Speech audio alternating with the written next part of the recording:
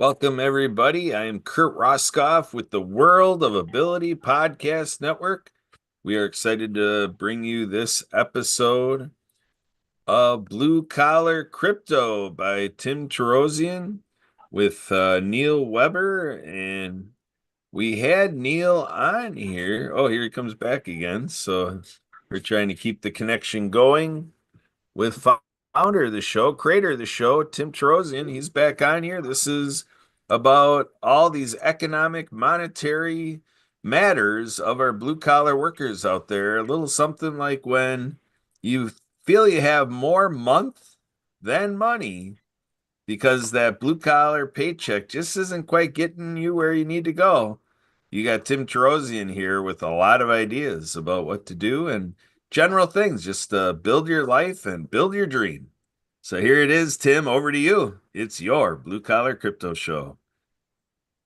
Oh, hi, Kurt, and thank you for hosting engineering today.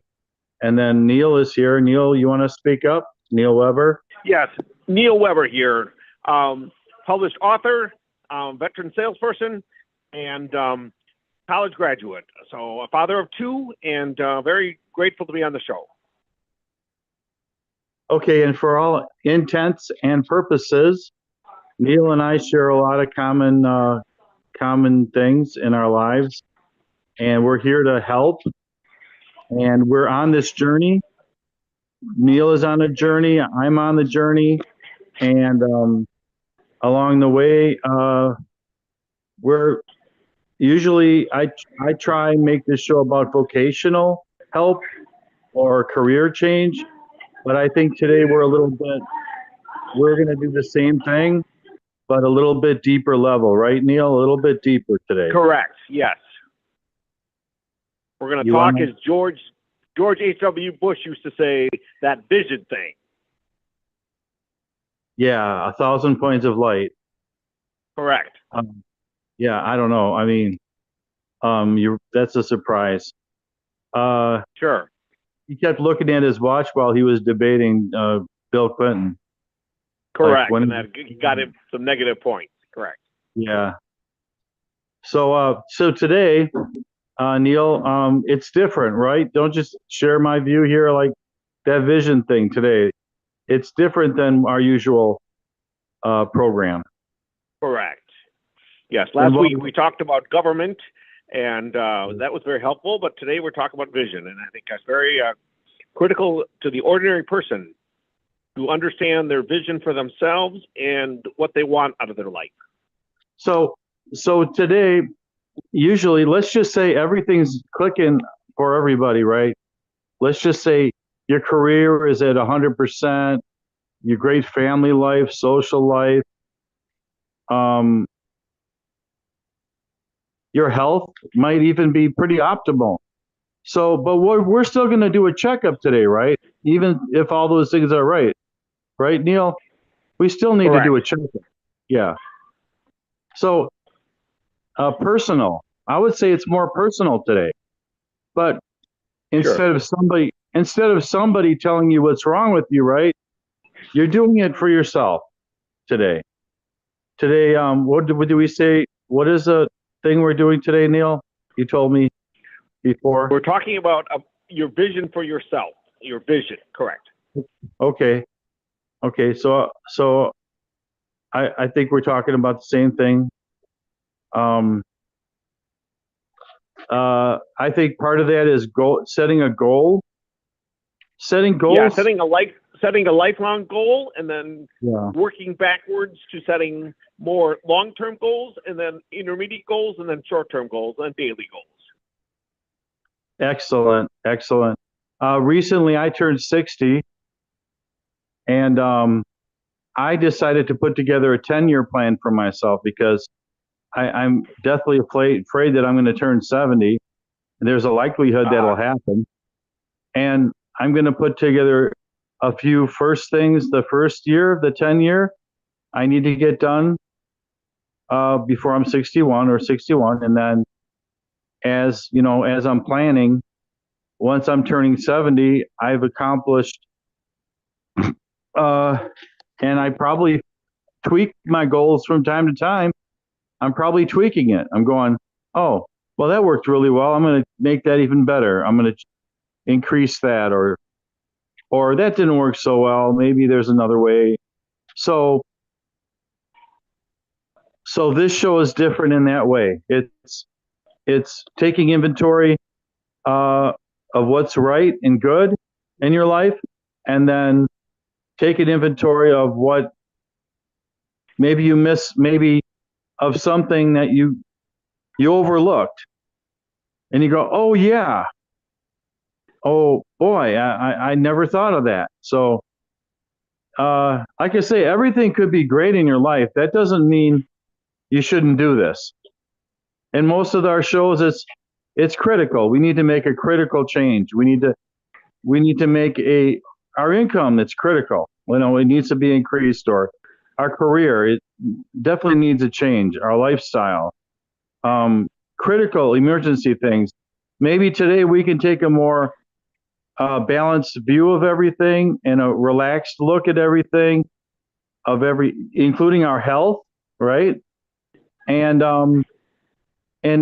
so that we feel more comfortable in our own shoes. There's a comfort level I'm trying to communicate here that very personal. This is your own list. You make it for yourself. Nobody sees it. And okay, Neil, do you have something to add to that? I think you do. I think it starts out with inventory. You first of all, if you're going to make a personal vision for yourself for now and in the future, you have to make an assessment of where things are currently. All types of organizations offer assessment tools. There is the Myers-Briggs talent inventory, which measures your talents and your abilities. There's a strong interest survey, which measures your strengths.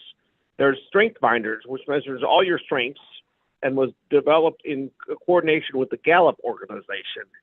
So all types of organizations are trying to determine, it's very trendy today to do assessments. And I think one way I'd like to offer an assessment for people is to do an assessment of your spiritual goals, your physical goals, your intellectual goals, your emotional goals, and your financial goals, or SPIES, SPIES. And to do an assessment of that, you need to get out a notebook, for example, and dedicate the notebook just to the assessment of those goals.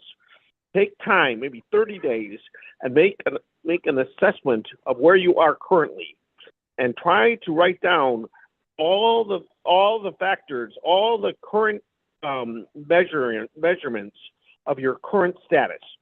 You know, your spiritual. What does spirituality mean to you? Are you a religious person? So you, first of all, if you're not religious or you're not spiritual, then that you don't have to deal with this one. But if you are spiritual, as most people are to some degree or another, then you would say, are you spiritual in the sense that you are religious? And what is your religion, and how do you live that out? Are you spiritual in that you're prayerful, and how is your spirituality? Then, so how do you measure that out? How do you, on a daily basis, how do you live out your spirituality? That includes prayer. That includes religious observance. If you are religious, then that includes service and tithing, or giving money to others. You know, in other words, how do you live out what you believe? Then after you do that, after you've written out that in your notebook, then you want to write out your physical. What is your weight? You know, what is your general health? And you can, make it as detailed or general as you want to. But you basically want to get a sense of your physical health. How are you taking care of your temple? Then you want to move to your home. How are you taking care of your home? Then you want to move to things like your apartment, your car, and other things you own. So you want to make an assessment of the physical aspect of your life. Then intellectual. How would you measure your intellectual, your intellectual value right now? For example, are you reading books? Are you a writer? Do you watch an inordinate amount of television and radio and other media?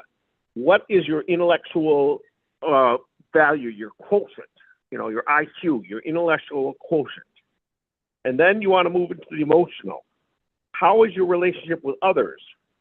What are your emotional strengths? Do you have at least 5 friends that you're in contact with? Then after you've done that, you want to ask yourself, what is your emotional health? What is are you a positive thinker? Or you believe in the glass is half full, or do you believe the glass is half empty? You're a negative person. So what do you believe that way? And then finally, financial. What is your current financial state? How much do you have in the bank? What are your talents? What are your abilities? Joyce Myers, who is a noted evangelist, she said that the average person, 80% of Americans only have one talent. Have you determined what your talents are and how you're using them so that you can, most of all, how are you doing financially, and then all that. And then once you've done all 5 of those areas, then you want to make goals of what you want for the long term. What do you want to be known as? What is your legacy or eulogy goal? What do you want people to say about you at your funeral? And then part of that is your resume. What do you want? How do you want to get there? What is your long-term goal of retirement, or if you can't afford to retire, of course? And then what is your goals for 25 years, 15 years, 10 years, 5 years, 1 year, and today? What are your goals? What are your daily goals? What are you going to do every day to achieve your spiritual, physical, intellectual, emotional, and financial goals? And that is what I see as a vision. And I believe that everyone currently lives out their vision. Sometimes it's a positive statement, a positive belief. Sometimes it's negative. Whatever it is, everyone has a vision for their life. And you're living it out day by day. Most people don't have the time to really do what I'm asking. But you want to turn off the television half an hour a day and spend a half an hour on this per day. And try to spend the time. At the end of the month, you'll have accomplished enough. You'll have enough time, over half an hour per day, which is 15 hours per week, I believe. And that way, you'll have enough time to make these assessments. So once you've determined what your current state is, then you want to set future goals, and you want to be dreaming. This is a dreamscape type system where you're setting your dream to the future. And think as wildly or broadly as you can, and try to set bodacious goals so that you really want to be living a rich, abundant life. And that's what I wanted to start with there.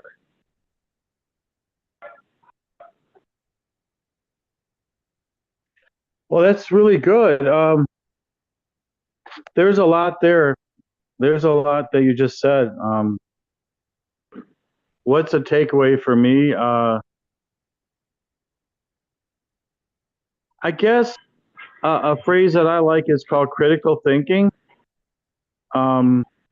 It's like, okay, there's some people that are so driven that they really don't plan. They just keep moving, charging ahead, which is okay. There's those, this has nothing to do with success. This is not a value judgment on your life. You're not judging even yourself per se. And this isn't in response to a critical need in your life. Right? This is just lay it all out. I'm a super happy person. Everybody says I live my life morally, ethically. I'm fair, I'm honest, I'm good natured, I'm happy. That person needs this so much, right? This isn't in response to some problem in your life. This isn't. This is just like getting, your teeth are wonderful. They're the most beautiful teeth. You still have to go to the dentist. You want somebody to sign off on that. That's what this is.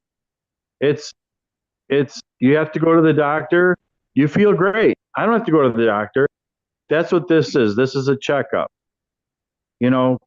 Because there are those things in life. You drive a car. Okay, maybe you want to get that car fixed, right? This is part of that too, right? It's not safe, the car you're driving, before you have an accident. It's not a critical thing. It's not an emergency, but it portends us from having an emergency. It's preventative planning. It covers so much what Neil and I are talking about here. Um, it makes us it makes you happy, which is hard to judge to measure. But what is that? Are you happy with your life?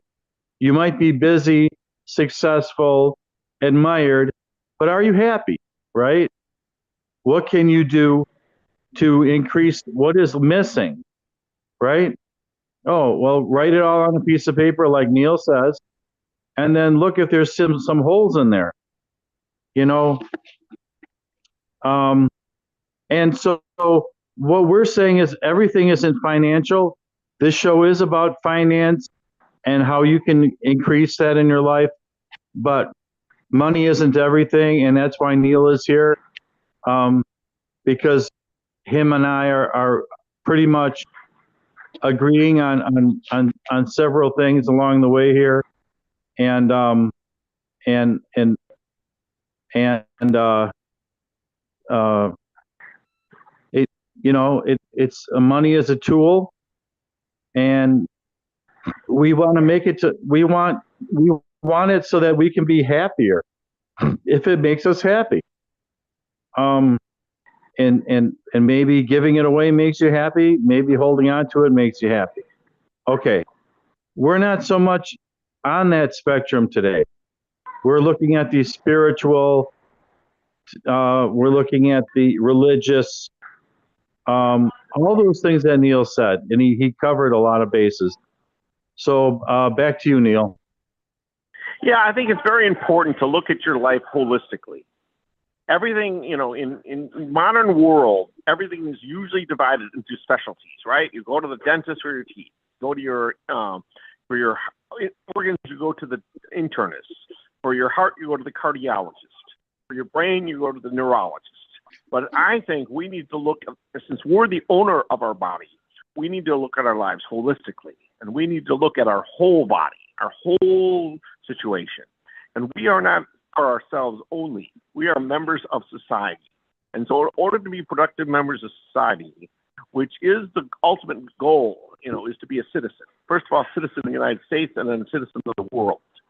And that, most people try to live that out just by voting, but there's much more to the world, to contributing to society than voting. It includes volunteering if as you have time. First of all, you got to pay your bills, so that's the first core responsibility.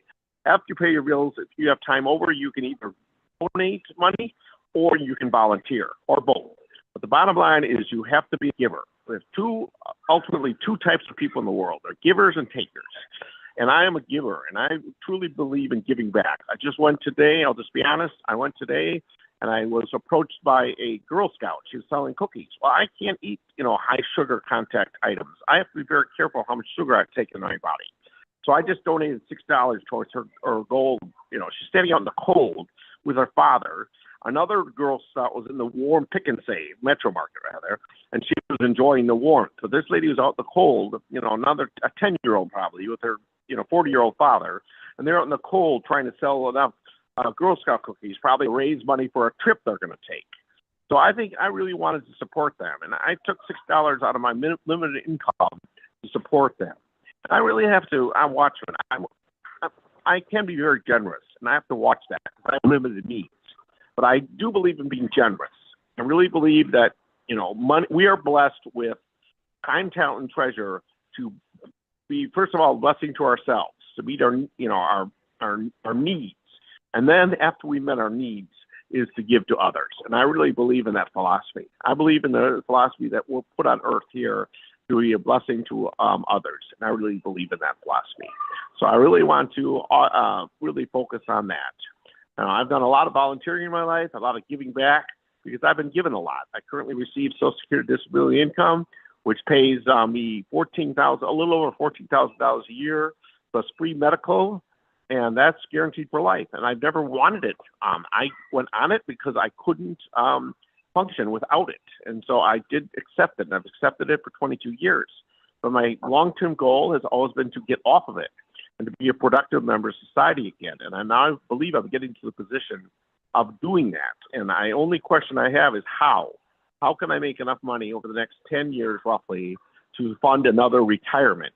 I believe I've been retired the last 22 years because I've not been working full time and providing for myself and contributing to others. I have been contributing, but it's been made through volunteering, you know. And I would like to be an economic contributor. So that's a little bit about my philosophy. My philosophy is based on that.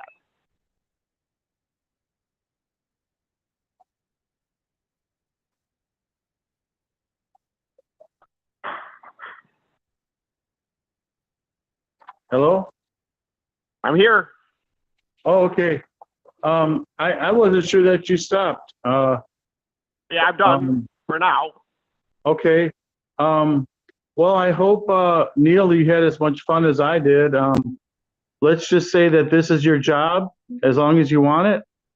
Or Sure. however you look at this, you're always, we're doing something, we're serving mankind, and we get to feel good about that. Sure. And that is a wonderful show. Here's to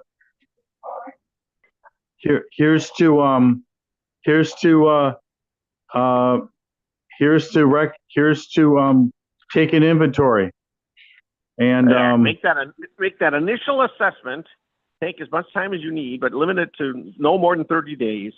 Fill up a notebook with all your current status, your spiritual, physical, intellectual, emotional, and financial status, and be rigorous. Try to use, everyday metrics, and then start setting your long-term, your eulogy goal, what you want people to say about you when you pass, and your legacy goal, how you want to be remembered after you pass away. You don't have to be super wealthy to have a legacy. Everyone has a legacy. Question, good or bad. The question is, how do you want your legacy to be? What do you want to be remembered for? And then ultimately, most people are, forgotten the day they die. The people celebrate, their life with a celebration of life or a funeral, and they're forgotten afterwards. But I think the truly great, and I think we're all called to greatness. I think what is Saint Irenaeus said, that the glory of God is revealed in man. So I think it's very true that if you really want to glorify God, which I say this prayer regularly every day. In fact, I say, glory be to the Father, to the Son, and to the Holy Spirit, as it was in the beginning, is now, and ever shall be, world without end. Amen. So I say a prayer which I want to glorify God, and I try to do that with my life. And I do that by avoiding sin and increasing and offering more virtue. And that's what I try to do. I'm a virtue seeker. I want to live the virtuous life. And I think there should be a book called The Virtue Driven Life.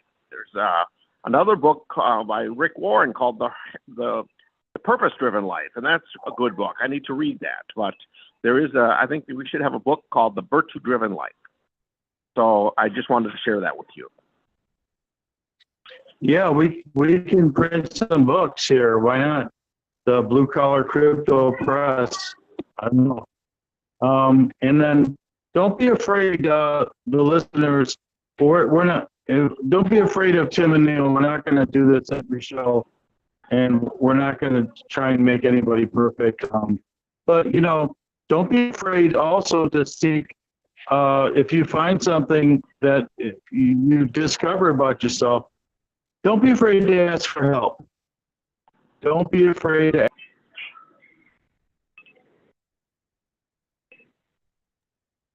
All right, Tim just lost his connection here. So I think we'll just go ahead and wrap up here on his behalf. Thank you, Neil, for coming on here. Oh, Tim is reconnecting. We'll let Tim make his audio and see what he's got for some goodbyes, maybe. Yeah. So Tim, what do you got for us? Here.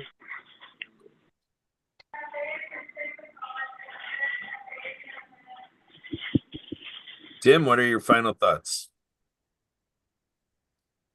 No, that's it. I think we said it all. A little bit longer, a little bit shorter than it's fine. Careful up there. All right. All See you right. at the next show. Excellent. Okay, and I want to say in closing, goals determine who you are. Goals determine who you are and who you will be. So set big goals and try to live up to them. Exactly. I So there we go. Big goals. So we'll let it to you from here, everybody out there. Thank you for watching and listening. Thank you, Neil, for coming in here and being the dynamic duo here with Tim Torosian, our founder creator of your Blue Collar Crypto Show. And we are pleased, proud, and privileged to be able to do it here at the World of Ability Podcast Network. And we give a shout out to Wingate Studios. We've got our friends over at Community Pay It Forward with the PAC channel.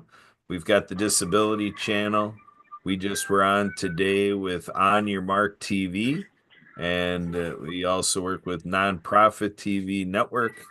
And, we've got collaborations going right now with Bravehearts TV, on and on like that. We're going strong in the TV industry, folks, and we're going to be bringing you a live stream experience like the world has never seen before, devoted to veterans.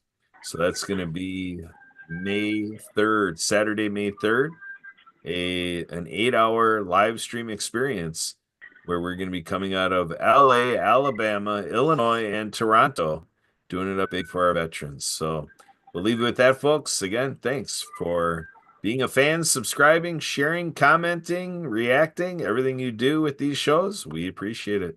Back to you. All the Hey, best for what Kurt, can you give me a call when we're off the air? Yes, we'll do. We'll end here. Thanks. And so, folks, I'm going to hop off of here, and then I'm going to be giving our friend Neil